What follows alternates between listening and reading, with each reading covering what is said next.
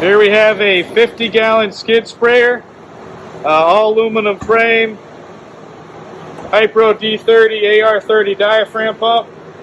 This has a Honda GX160 electric start engine. You'll see on the channel, we use a tall channel. We use 3 1/4. This allows you to get a bulkhead underneath and then a plug in it. If you only have it raised about 2 inches, you won't be able to fill that. You can also add an elbow and some drain hose later. You'll see this frame goes all the way underneath. Tank stops with the straps all the way around. This model has a King's manual hose reel with 150 feet of hose. We use all 2-piece reusable fittings with a quick disconnect. Then you have your JD9 spray gun with the plug on the bottom. Have your pressure regulator on the front. You have your 4 pressure settings, 1, 2, 3, 4. The more you can press the spring down, the more pressure you get. You have your nut on top to fine tune it if you want to get more or less pressure.